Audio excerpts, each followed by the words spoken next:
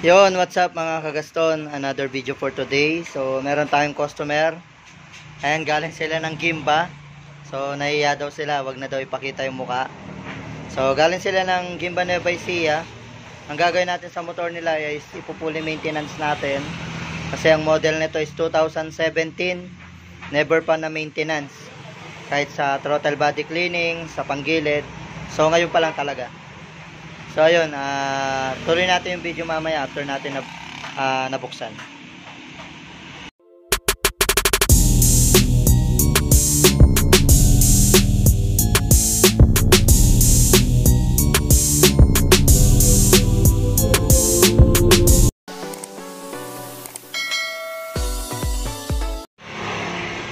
So ayun, inuna na natin baklasin yung kaha kasi magto-throttle body cleaning tayo.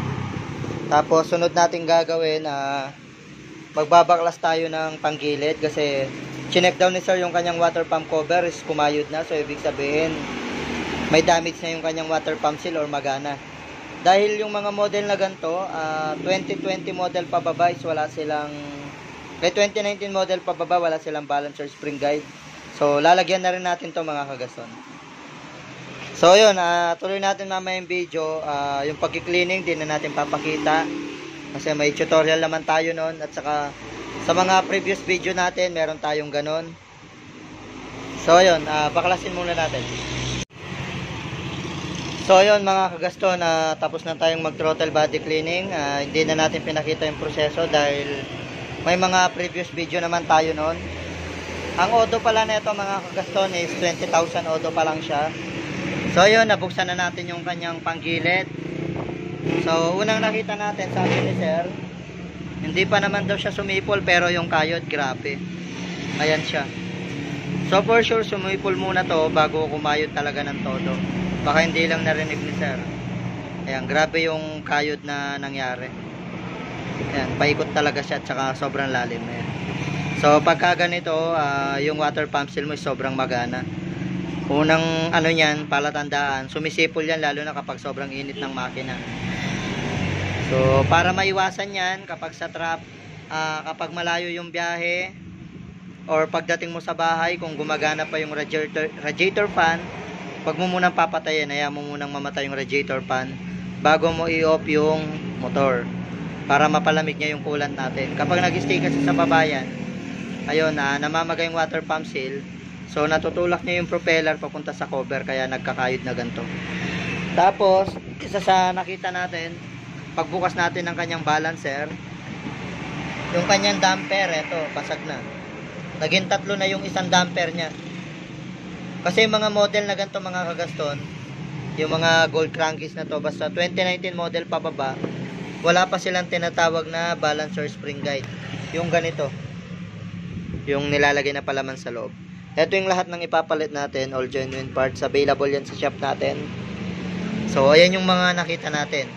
Basag yung damper na isa, yung isa, syempre ayan, may kanal na rin. Tapos yung kanyang wave washer, buo pa naman pero ayan, may gas-gas na rin sa tatlong dulo.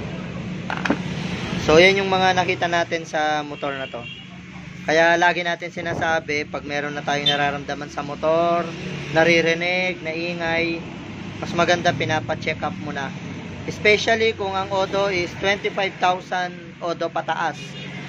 Kailangan na-check na yan, lalo na sa balancer. Hindi naman kasi masasabing sira tong mga to, kumbaga part na to ng maintenance. Kasi yan yung motor natin.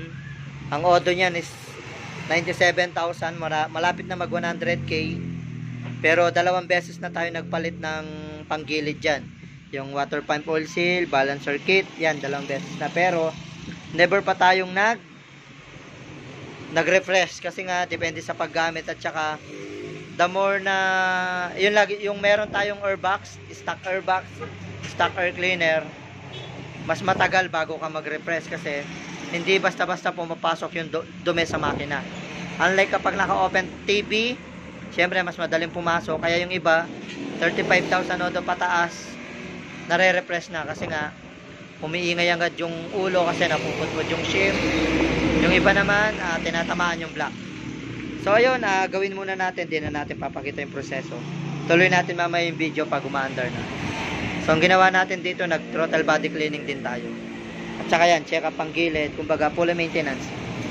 Yung may-ari nito, taga ano pa sila, Gimba Nueva Ecija. So tinayo tayo dito sa Pampanga. So location natin, Kakutod, Mabalacat, Pampanga, or search nyo lang Nikkei Motorcycle Parts and Accessories.